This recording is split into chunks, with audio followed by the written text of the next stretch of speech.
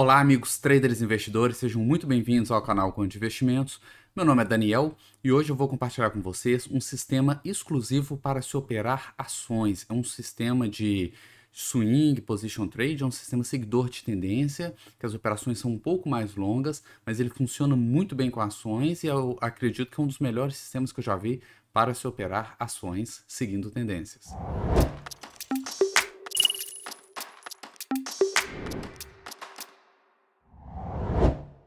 Primeiro, eu gostaria de lembrar que esse vídeo ele faz parte de uma playlist onde tem vários outros testes de vários outros sistemas. Então, se você gostou desse teste e quer conhecer outros sistemas de negociação, é só clicar no card que eu vou deixar na descrição, que lá você vai conhecer dezenas de outros sistemas, todos eles muito bem detalhados e analisados. O sistema que eu vou apresentar hoje ele é um sistema seguidor de tendência, ele é um sistema bem tradicional, já é um sistema antigo, já tem décadas de existência, tá? E ele é um sistema para se seguir tendências em ações. Ele foi desenvolvido exclusivamente para se operar ações. Eu peguei os detalhes dele deste livro aqui, ó, Trend Following, do Michael Covel, tá? Esse aqui, ó. É um livro que eu recomendo bastante, eu gosto muito, ele está entre os meus livros favoritos, tá? Um dos livros que mais me influenciou na maneira como eu enxergo o mercado e fica aí de indicação para vocês também. Bom, então eu vou compartilhar aqui a tela e vou mostrar para vocês como funciona o sistema. Primeiramente, eu vou pegar aqui um exemplo, pegar o EQTL para vocês verem como ele funciona, como são as entradas e saídas dele. Vou passar aqui. É o seguinte, esse sistema, ele se baseia no topo histórico, tá? A ideia é o seguinte, nós não queremos ficar comprados, ele é um sistema apenas para compra, tá? Ele foi desenvolvido para ações, para se operar tendências de compra em ações. E a ideia é o seguinte, nós não queremos nunca, jamais entrar em uma ação, entrar comprado numa ação que está caindo, que o preço está caindo. E a maneira que eles encontraram de filtrar isso não é usando um filtro, não é usando um outro indicador seguidor de tendência, nada disso. A maneira de nunca comprar um ativo que está caindo é comprando esse ativo apenas quando ele rompe o topo histórico. Então ele precisa romper o seu topo histórico para habilitar uma entrada. Então, nós temos aqui EQTL e nós tivemos aqui este topo histórico. E essa linha tracejada, ela vai marcar o topo histórico. Então, enquanto o ativo estiver aqui embaixo, nós não vamos entrar nunca no ativo. Isso vai ajudar bastante a evitar aquelas violinadas. Quando o ativo está caindo, ele começa a subir, você entra e ele cai de novo. E parece que ele fica fingindo que vai subir e cai de novo e você fica ali tomando violino. Aqui não, aqui você só vai entrar no ativo quando ele de fato rompeu o seu topo histórico. Ou seja, né, por definição, você sempre vai entrar no ativo quando ele estiver numa tendência de alta, tá? Então nós temos aqui o topo histórico, que é essa linha tracejada. Deixa eu ver se consigo aumentar aqui a espessura. Consigo, para ficar mais claro para vocês. Vou aumentar a espessura também do outro indicador que eu já vou explicar. Tá, então nós temos aqui a linha tracejada, é o topo histórico. E neste dia, vou colocar aqui, ó. Neste dia nós tivemos um candle que ele rompeu o topo histórico. Nesse rompimento, existem algumas variações desse setup. Eu vou explicar para vocês qual que eu estou usando.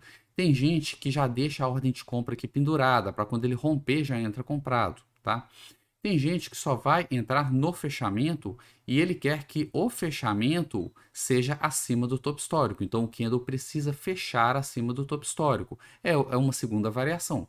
Existe uma terceira variação, que é a variação que eu utilizei aqui no backtest, que é o seguinte: não precisa do candle fechar acima do topo histórico, só precisa dele romper, tá? A máxima dele tem que romper, e desde que tenha rompido, tá? Mesmo que ele volte ao longo do dia, ele volte para baixo do topo histórico, mas se durante algum momento ao longo do dia ele romper esse topo histórico, no final do pregão, aquilo ali vai habilitar uma compra para a gente. Então nós vamos comprar no fechamento ou na abertura do dia seguinte. Eu sempre dou prioridade para a abertura do dia seguinte, porque com isso a gente tem uma flexibilidade para colocar as ordens. A gente tem todo o período entre um pregão e outro para colocar as ordens lá na nossa corretora e sermos aqui exercidos, né, executados no leilão de abertura do dia seguinte. É mais fácil de operar aberturas do que fechamentos. Operar fechamento tem o inconveniente de você precisar acompanhar todos os pregões, todos os fechamentos, todos os dias.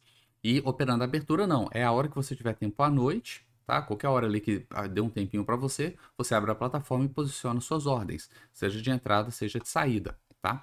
Mas a diferença aqui é irrisória, se você vai entrar no fechamento ou na abertura do dia seguinte. É mais uma questão de praticidade mesmo. Então, como nesse dia o topo histórico ele foi rompido, nós vamos entrar aqui na abertura do dia seguinte. E a partir desse momento, nós vamos usar algum trailing stop para seguir a tendência. E a gente só vai sair do trade quando o trailing stop indicar venda. E o trailing stop que eu estou utilizando aqui é o stop ATR, que é essa linha verde aqui embaixo. A configuração desse stop ATR, então, a configuração é de 10 períodos, então ele vai considerar os 10 últimos candles para fazer o cálculo, utilizando um desvio ou fator. Tem plataformas que chamam de desvio, outras plataformas chamam de fator, tá? Utilizando o desvio ou fator de 4, tá? Então são 10 períodos com desvio de 4. E nós temos essa linha aqui embaixo. E nós só vamos encerrar essa operação no dia que o preço fechar abaixo do stop ATR, tá? Então nós tivemos entrada aqui, vou afastar o zoom aqui, afastar, ó. E aí a gente começa a pegar a movimentação, né? A tendência aqui de alta. Ó, ele rompeu o topo histórico, voltou, congestionou. Nesses dias aqui ele chegou a tocar o stop ATR, mas não fechou abaixo, então a gente não faz nada, tá? E o preço volta a retomar a tendência de alta e vai rompendo o topo histórico várias vezes, ó, e continua subindo até aqui. O que acontece nesse dia? Vou dar o zoom aqui. Olha só, o preço, o candle, ele fechou abaixo do stop ATR. Isso configura uma saída. Eu posso sair nesse fechamento ou na abertura do dia seguinte. Não faz muita diferença, tá? Pro cálculo aqui, né? Pro lucro, do ponto de vista do lucro, isso aqui é praticamente insignificante. Eu prefiro sair na abertura do dia seguinte por causa de praticidade, mais prático, como eu já expliquei. E você pode ver que o topo histórico ele está aqui em cima. Ó. A gente só vai voltar a entrar nesse ativo no dia que ele romper esse topo histórico. Ele foi desenvolvido para ações porque a ideia é que uma boa empresa ela vai romper ali o topo histórico, né? A cotação, né? Vai romper o topo histórico, vai continuar rompendo durante bastante tempo. E se alguma coisa ruim acontecer ali com os números da empresa, aí a cotação vai congestionar, vai começar a cair.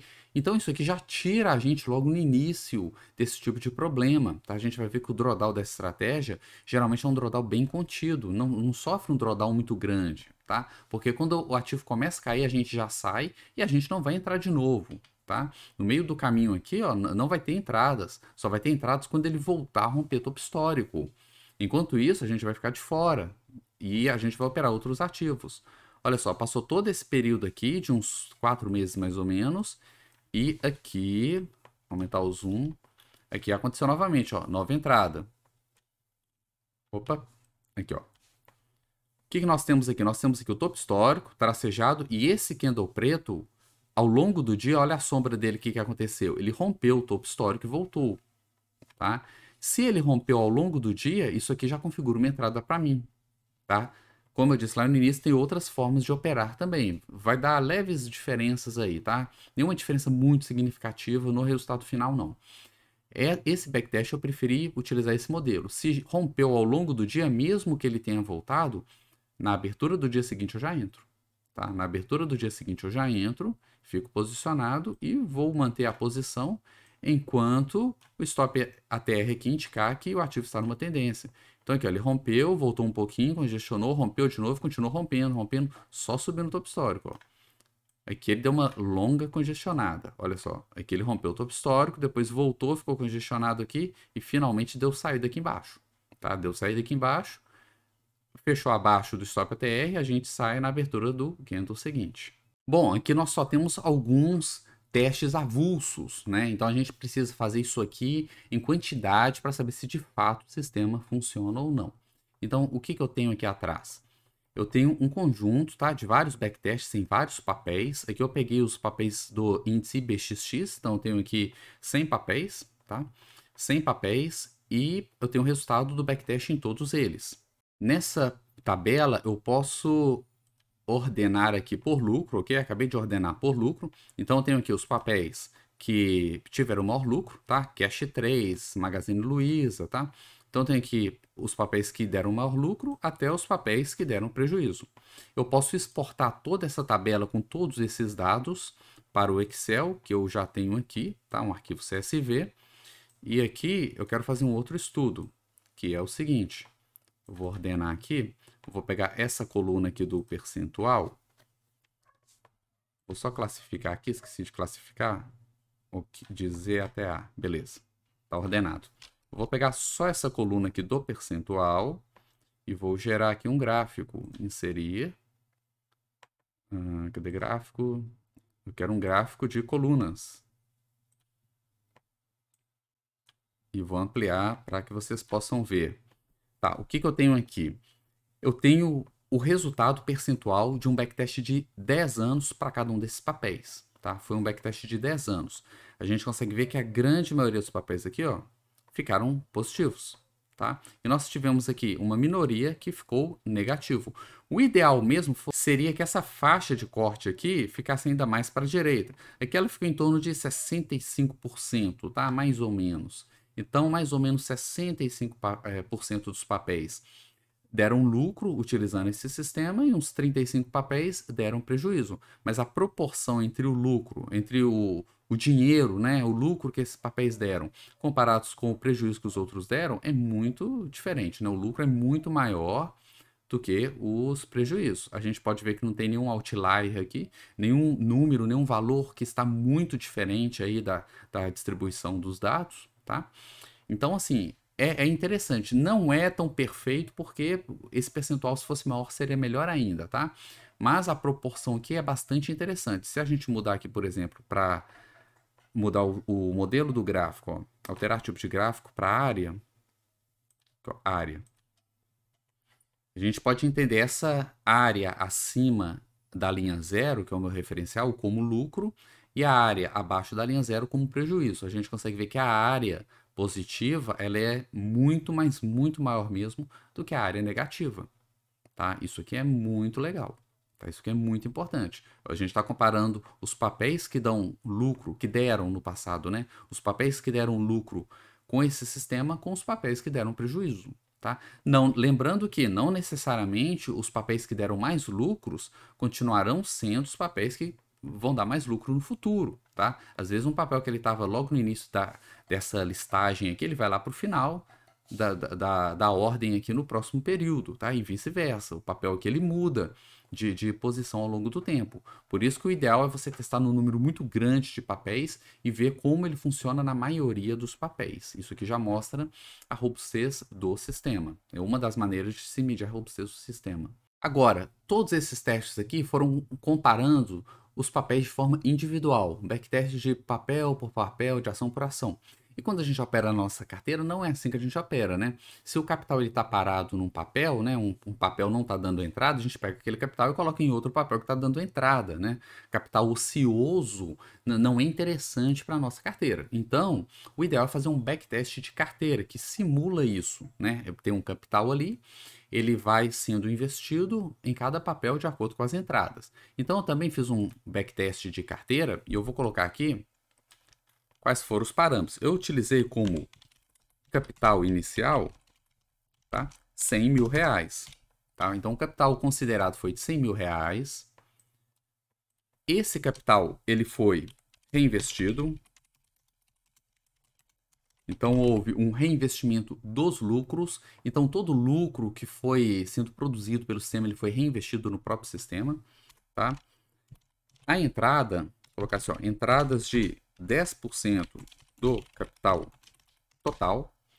Então, sempre que um papel ele dava entrada, eu entrava nele, né, no backtest, né, ele fez uma operação com 10% do capital total naquela data, tá? E quais foram os papéis monitorados? Foram os papéis do IBXX atual, tá? Então, todos os papéis que compõem o IBXX atual, esses papéis foram monitorados, né? O backtest foi feito com eles nos últimos 10 anos. Outra coisa também, período. Período, 10 anos. Então, foi um backtest de 10 anos, com todos os papéis do IBXX atual, e em cada entrada nós entramos com 10% do capital total naquela data. Mais uma coisa, sem custos, tá? Não foi considerado custos, até porque o custo muda muito de pessoa para pessoa, né? Dependendo da corretora que você opera, dependendo ali da negociação que você tem, né, com a sua corretora, pode ser maior ou menor o custo. Você consegue estimar o custo sabendo o custo total, né? Sabendo o custo que você opera. Então você pega o total de operações e multiplica pelo custo que você tem ali. Então você consegue ter uma noção aqui de qual seria o impacto do custo no resultado final. Como é um seguidor de tendência, esses custos operacionais, eles costumam ser bem baixos, porque opera pouco, tá? Agora, outros tipos de operações outros tipos de sistemas que operam muito, que tem muitas operações, aí o custo já é maior. Bom, e o resultado do backtest é esse gráfico aqui, ó. É um gráfico bem interessante, bem bonito, porque é uma curva muito estável, tá? Em 10 anos, a gente consegue ver que o período inicial aqui, ó, o sistema praticamente não deu lucro, porque pegamos aqueles anos de queda da Bolsa de Valores. Nós podemos ver isso no próprio gráfico do Ibovespa. Olha só. Aqui eu tenho o Ibovespa nos últimos 10 anos, desde março de 2012 até março aqui de 2022. E nós podemos ver que durante alguns anos aqui, os primeiros 4 anos mais ou menos, nós tivemos um bear market da nossa bolsa. E depois nós tivemos a alta, o crash aqui do Covid, recuperou, e essa queda aqui do ano passado, de 2021. Tá? Então esse aqui foi o gráfico do Ibovespa. E o Ibovespa, nesse período de 10 anos, ele teve uma rentabilidade aqui de aproximadamente 80%. Tá? Então foram 10 anos para o Ibovespa subir 80%. Enquanto que esse sistema, olha só, durante aquele período de queda, ele ficou na horizontal, mas depois, quando veio a alta, ele surfou a alta junto. Mas ele teve uma alta muito maior. A gente vai ver aí que passou os 500% de lucro, tá? E é um sistema que ele praticamente não tem drawdown, né? O maior drawdown, na verdade, percentualmente foi aqui, percentualmente. Mas em valores absolutos foi justamente agora, no final de 2021 e agora em 2022, tá? Esses últimos meses aí, mais ou menos aí uns 6 meses aí para trás, tá? Foi o maior drawdown aqui em números absolutos. Mas mesmo esse drawdown aqui, se a gente olhar a curva toda, ele é muito pequeno para o tamanho de capital que ele tá crescendo, né? É uma rentabilidade muito boa. Realmente é difícil encontrar um sistema tão lucrativo com uma curva tão bonita assim. Agora vamos olhar com mais detalhes esse backtest. Nós temos aqui alguns dados. O total de trades executados foi 268 trades no backtest de carteira. Tá? É claro que tiveram muito mais operações, os papéis deram muito mais entradas, mas a maioria das entradas o capital já estava alocado, então não era possível entrar em todas as entradas, né? Mas aquelas que foram possíveis foram 268 trades. Então você pega qual que é o seu custo médio aí por trade, né? E você multiplica aqui para saber o quanto que isso impactar no seu caso. E nós tivemos aqui uma variação no final de 553% de rentabilidade, tá? Isso aqui é muito alto, tá? 553% é realmente muito alto para esses 10 anos. Só a gente pensar que o próprio Ibovespa subiu 80%, né? O que mais que nós temos aqui, ó? Drawdown. Nós temos aqui um drawdown máximo absoluto de 57.676, tá? Em valores absolutos, ele é alto, ele é um drawdown considerável, mas comparando com tudo que foi ganho aqui, ele se torna pequeno, né? Relativamente falando, ele é pequeno. O maior drawdown percentual foi de 8,52%, bem baixinho, tá? Não chegou a 10%. É difícil encontrar um sistema, principalmente num período de tempo tão longo, né, de 10 anos, que tem um drawdown menor que 10%, tá? E esse aqui conseguiu, tá? Então, assim, realmente é de se chamar atenção, tá? Realmente isso daí se destaca. O que mais que nós temos aqui? Lucro médio. Ó, taxa de acerto é interessante também, 51,8%, ou seja, acerta metade dos trades e erra a outra metade. E o payoff, 3,06. O que isso quer dizer? Que quando eu ganho em média 3 vezes o meu loss, 3 vezes o que eu perco, tá? A gente tem até os números aqui, ó. O lucro médio de cada trade foi em torno de 5.700 e o loss, né, o prejuízo médio, de 1.800, tá? Dá mais ou menos 3 vezes aqui a relação, tá? Em torno, um pouco acima de 3, tá? E nós tivemos aqui, maior sequência de stops, eu gosto de ver isso aqui também, 7 stops consecutivos. Então, esse sistema, se tomar 7 stops seguidos ali, é normal, tá? É até um número pequeno, para falar a verdade. A maioria dos sistemas passam de 10 stops seguidos, tá? Ficar com 7 aqui É um número muito bom, na verdade, né? Muitos sistemas passam de 20, de 30 stops seguidos nos piores períodos. Então, assim, é um sistema que eu gostei bastante, tá? Muito interessante essa ideia de comprar, né, de operar apenas quando rompe o topo histórico, porque de fato, fazendo isso, você nunca vai entrar num papel que está em tendência de baixa, né? É por isso que ele foi desenvolvido para ações, porque se você pensa em commodities, por exemplo, commodities não necessariamente vão estar sempre subindo, né? Se a gente pensar em moedas, outros tipos de ativos, realmente não tem esse viés de alta aí no longo prazo. Agora, ações não. Desde que a empresa esteja crescendo, a tendência é realmente que o preço da ação esteja subindo aí no longo prazo, né? É isso que acontece com boas empresas.